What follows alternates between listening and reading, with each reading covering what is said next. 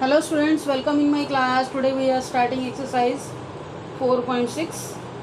4.6 में सबसे पहले जो हमें रूल्स के बारे में डिस्कस कर लेते हैं ताकि एक्सरसाइज को अंडरस्टैंड करने में प्रॉब्लम ना हो। फर्स्ट है कंसिस्टेंट सिस्टम। अब इस एक्सरसाइज में ना आपको इक्वेशंस को सोल्व करना है, लीनियर इक्वेशंस को सोल्व करना है, जैसे 10th क्लास में हम करते हैं। लेकिन आपको इस 12th क्लास में जो 4.6 एक्सरसाइज है इसमें आपने मैट्रिक्स मेथड से यूज़ करना है, मैट्रिक मेथड को यूज़ करके इक्वेशन सॉल्व करनी है। लेकिन कंसिस्टेंट सिस्टम का जो रूल है वो आपका जो 10th वाला वही रूल है।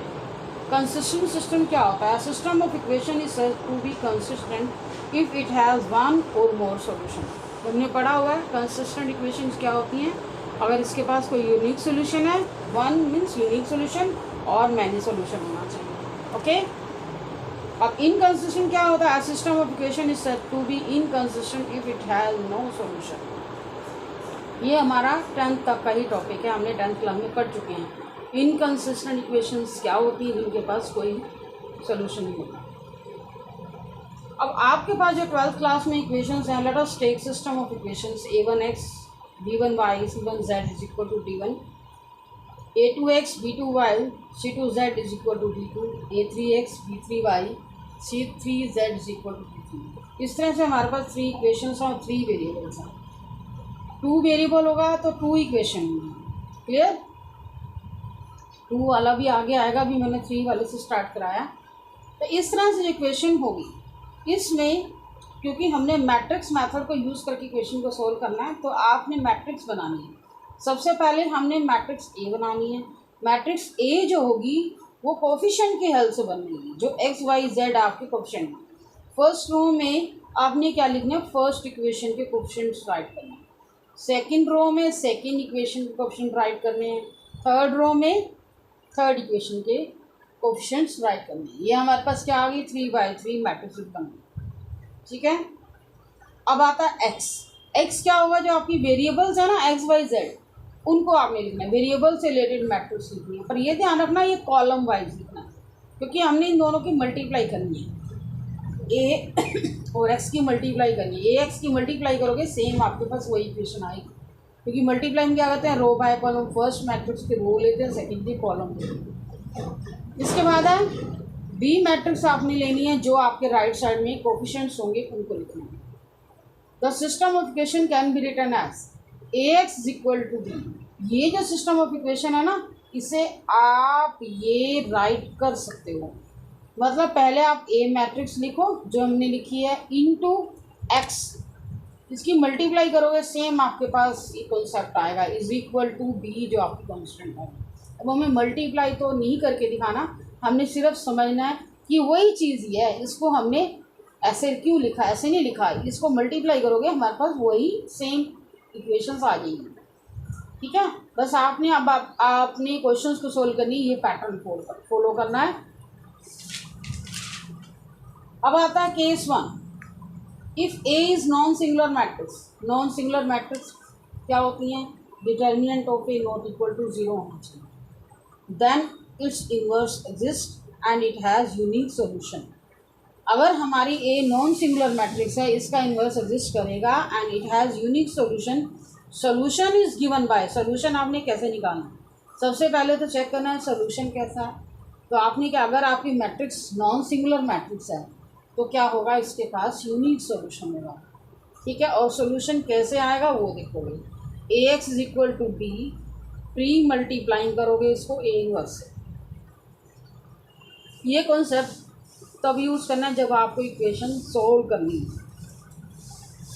ठीक है, इक्वेशन सोल्व करनी है। कई बार इक्वेशन सोल्व करने का प्रोसेस नहीं आता, सिर्फ यही पूछा जाता है कि इसके पास सोल्यूशन कैसा है, यूनिक है, तो आपका यहीं पे काम खत्म हो जाता है। जैसे 1 मार्क का क्वेश्चन आ जाए, इसके कैसा सोल्यूशन है, तो आप डिटर्मिनेंट ऑफ ए निकालो, नॉट इक्वल टू 0 है तो यूनिक सोल्यूशन, यहीं पे काम खत्म है।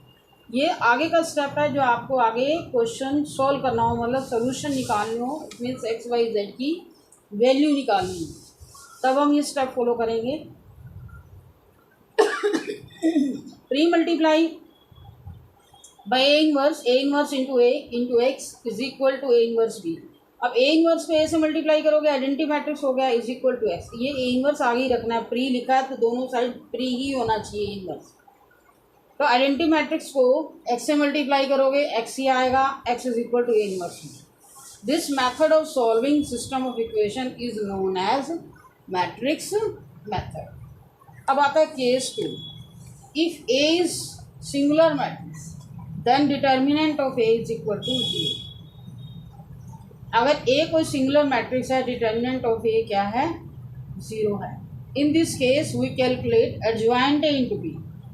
इस केस में हम कैलकुलेट करेंगे एडजॉइंट ए को बी से मल्टीप्लाई करते हैं।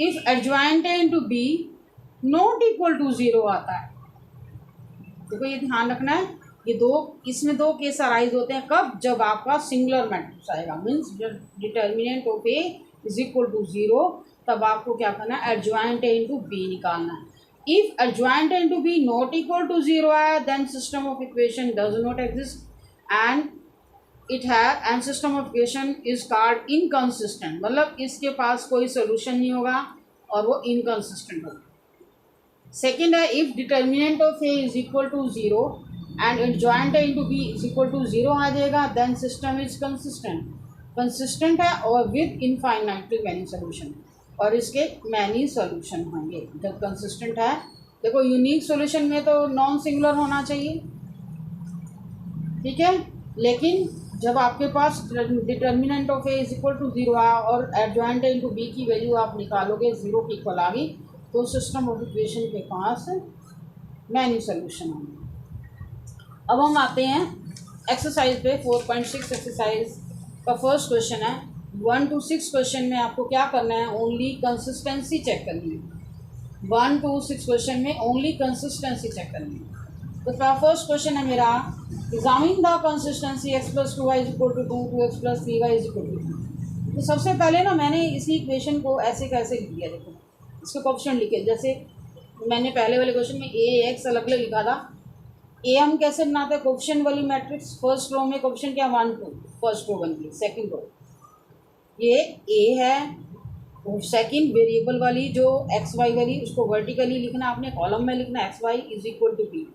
ये ए मैट्रिक्स है, ये बी मैट्रिक्स है, और ये एक्स ए एक्स बी। अब आप इसकी मल्टीप्लाई करो, देखो 1 into x, x plus 2y same आ गया ना, वही 2x plus 3y is equal to 3 आ जाएगा। तो ये स्टेप आपको सिर्फ मैंने समझाने के लिए लिखा, आप चाहो तो सिर्फ समझ आ चुका है, सिर्फ ये लिखा मैट्रिक्स ए बना लो। मैट्रिक्स ए आपको पता है कोएफिशिएंट के एल से आए, सिर्फ समझाने के लिए लिखा है, आपको समझ आ जाए ऐसा क्यों लिखा गया। Matrix A is equal to, जो हमने A X is equal to B right किया था, वो ये चीज़ है, इसलिए राइट किया कि मल्टीप्लाई करोगे सेम कंसेप्ट आ जाएगा। अब आ गया ए का डिटर्मिनेंट निकालो, क्योंकि सारा हमारा डिटर्मिनेंट के ऊपर ही चेक डिपेंड करता है कि सिस्टम कंसिस्टेंट है या इनकंसिस्टेंट। डिटर्मिनेंट ऑफ ए निकालेंगे, 3 - 4 -1 आ गया, -1 नॉट इक्वल टू 0 है, इट हैज़ यूनिक सोल्यूशन। जब सोल्यूशन है तो सिस्टम क्या है, कंसिस्टेंट होता है। क्या होता है, कंसिस्टेंट होता है। ये हम रूल्स में पढ़ चुके हैं। Determinant of A not equal to 0 आया तो system of equation is has unique solution. जब सोल्यूशन है तो क्या होगा, कंसिस्टेंट होगा। सोल्यूशन है, वन सोल्यूशन है तो भी कंसिस्टेंट है, मैनी सोल्यूशन है तो भी कंसिस्टेंट। इनकंसिस्टेंट कब है, जब नो सोल्यूशन। ये फर्स्ट क्वेश्चन हो चुका है। अब सेकंड क्वेश्चन पे आते हैं। 2x - y is equal to 5, x plus Y is equal to 4। अब इसमें भी मैंने उसी तरह से राइट किया। फर्स्ट रो के कोएफिशिएंट, फर्स्ट इक्वेशन के 2 - 1 1 1, और इधर क्या लिखा x, इधर है 5 4। तो क्या आया हमारे पास, मैट्रिक्स ए क्या आई, 2 - 1 1 1, तो 2 + 1 3 आ गया, 3 नॉट इक्वल टू 0 आया। तो ये फिर से आ गया, यूनिक सोल्यूशन हो गया, system of equation is consistent. अब आता है 3, x plus 3y is equal to 5, 2x plus 6y is equal to 8। Matrix A क्या आया, 1 3 2 6। मैट्रिक्स x क्या आया, xy, b क्या आया 5।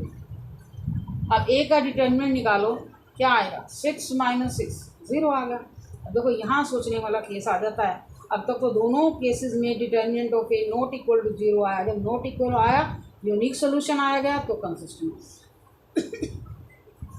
यहाँ पर आपका क्वेश्चन आगे भी प्रोसीड करना होता है जब आपकी मैट्रिक्स सिंगुलर आ जाती है, मीन्स डिटर्मिनेंट ऑफ ये 0 आ जाता है तो हमारा काम और बढ़ जाता है। देखो ये आपको ये केस आ गया, सेकंड केस वाला कंसेप्ट आ गया। अगर determinant of A singular matrix आ जाती है, 0 आ गया, सिंगुलर मैट्रिक्स आ गई, तो हमारे 2 केस बनते हैं। उससे पहले आपको एडजॉइंट ए इंटू बी निकालना होगा। एडजॉइंट ऑफ बी की वैल्यू उसको बी से मल्टीप्लाई करो, पहले मल्टीप्लाई करते हैं फिर आपको समझ आएगा। मल्टीप्लाई करो, एडजॉइंट ए निकालने के लिए आपको क्या करना होगा, कोफैक्टर्स निकालने होंगे, इसका ट्रांसपोज लेना होगा। A11 का कोफैक्टर रो कॉलम को डिलीट करो, A11 ये है, इसका कोफैक्टर इस रो कॉलम को डिलीट करो, ये आया। A12 का कोफैक्टर क्या है हमारे पास, ये एलिमेंट है, इस रो को कॉलम को डिलीट कर दिया जाएगा। यहाँ पर आपको ध्यान रखना है साइन भी लगाने होते हैं। जब आपका टोटल ओड आ रहा है तो माइनस साइन लगाओगे, ये रूल में है। 2 1 आ रहा है, फिर से ओड आ रहा है, -3 आएगा। 2 2 में +1 आएगा। कोफिशिएंट के आगे क्या वैल्यू वो मैटर नहीं करती, ये जो साइन है रूल का साइन है, ध्यान रखना। ये आपको सारा पहले क्लियर कराया जा चुका है। एडजॉइंट ए क्या होता है, ये कोफैक्टर्स का ट्रांसपोज लो, A11 A12 A21 A22 6 -2 -3 1, इसका ट्रांसपोज लिया, हमारे पास क्या आ गया, 6 माइनस फर्स्ट रो को फर्स्ट कॉलम में कन्वर्ट कर दिया, सेकंड रो को सेकंड कॉलम में कन्वर्ट कर दिया। तो आपके पास क्या आया, adjoint A into B, adjoint A into B क्या आएगा, 6 5 30 -24 -10 +8, 30 में से 24 गए 6 -10 +8 -2, ये क्या आ गया, not equal to 0। Adjoint A into B not equal to 0 आया, देन सिस्टम इज क्या है, inconsistent. Adjoint A into B not equal to 0 आया, देन सिस्टम क्या है, इनकंसिस्टेंट है। अगर adjoint A into B is equal to 0 आएगा तो सिस्टम कंसिस्टेंट होगा विद, मतलब उसके पास इनफाइनाइट सॉल्यूशन भी होंगे। तो ये रूल देखो, adjoint A into B not equal to 0 है, सिस्टम इज इनकंसिस्टेंट। अब हम आते हैं फोर्थ क्वेश्चन पे। फोर्थ क्वेश्चन में क्या है, x + y + z = 1, 2x + 3y + 2z = 2, ax + ay = twice az = 4। हमारे पास मैट्रिक्स आ चुकी है, इसमें हम बनाए 1 1 1 1 1 2 3 2 a ट्वाइस, और मैट्रिक्स x क्या आएगी, x y z, b क्या आएगी 1 2 4। इसका डिटर्मिनेंट निकालें, क्योंकि डिटर्मिनेंट के बिना काम ही नहीं चलेगा हमारा। डिटर्मिनेंट निकालो, 3/3 का थोड़ा लेंथी हो जाएगा। डिटर्मिनेंट को आपको ध्यान रखना, कोफिशिएंट भी साथ लिखने होते हैं।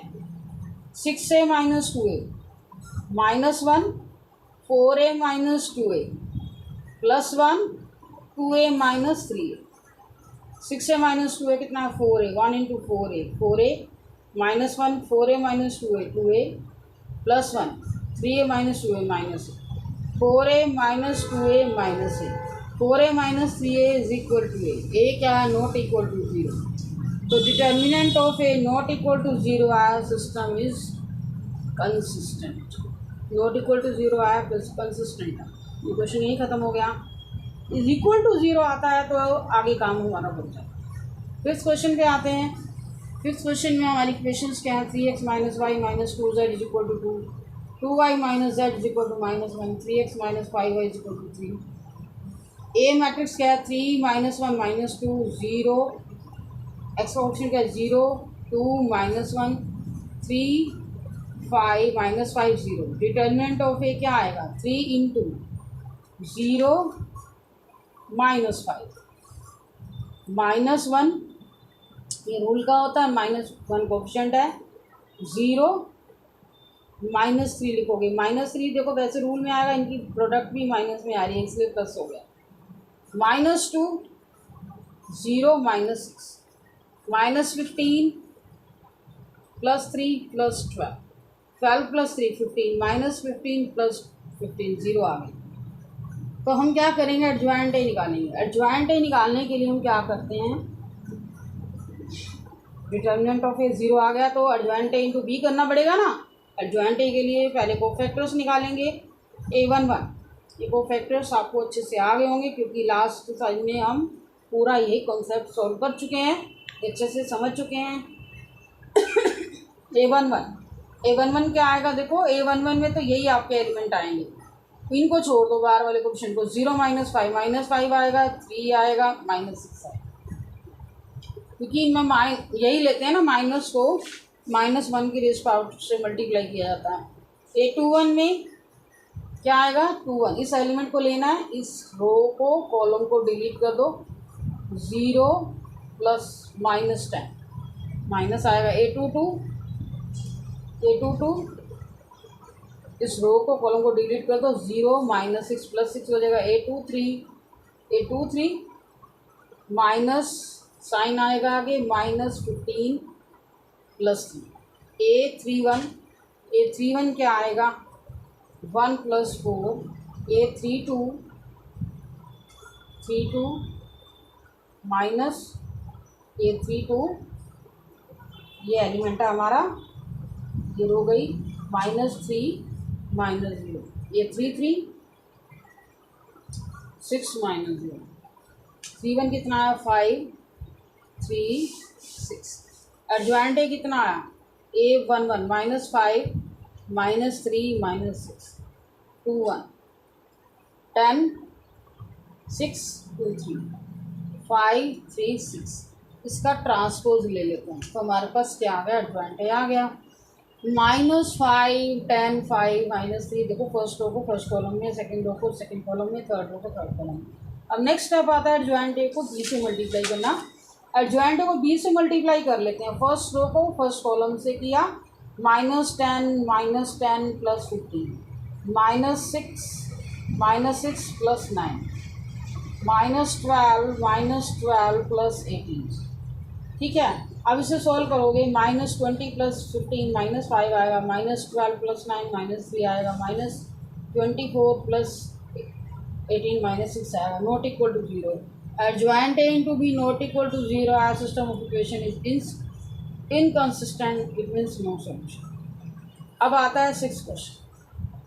5x - y + 4z = 5, 2x + 3y + 5z = 2, 5x - 2y + 6z = -1।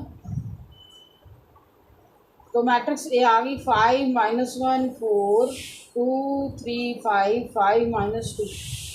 Determinant of ए निकाल लेते हैं हम इसमें। 5 फर्स्ट रो के साथ एक्सपेंड कर रहे हैं, 18 + 10 -1 12 -25 + 4 -4 -15 28 + 1 -13 + 4 -19 140 -13 -76 140 -89 51 आया। 51 क्या, not equal to 0, system of equation is consistent. ठीक है, ये हमारे 4.6 एक्सरसाइज के 1 to 6 क्वेश्चन हो चुके हैं। नेक्स्ट क्वेश्चन आपको नेक्स्ट वीडियो में मिलेंगे। Thank you for watching.